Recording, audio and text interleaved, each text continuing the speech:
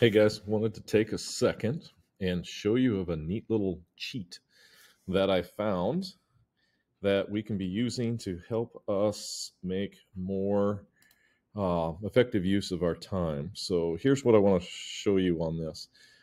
We are working on a what would be called a template for sending out emails. And this is big when I'm doing my attendance because I have a lot of, if they skip class, we have a lot of letters that go home. I know it's a form email, but it does work. So to do a template, to start a template, you hit compose. And if you go down here to the bottom, you're going to see this more options button.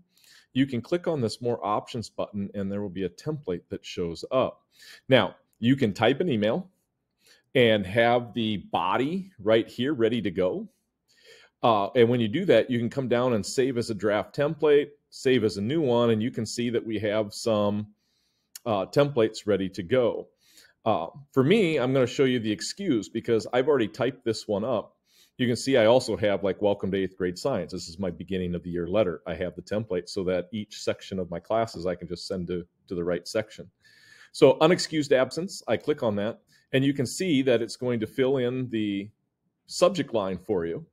And then it's going to have the email, and then I will come in each day and I will change the date, and then this can be sent out with a blind carbon copy to all the parents of kids who have skipped. Saves me a lot of time. Templates is a great way to get your email going, especially if you're going to send a lot of the same letter to people.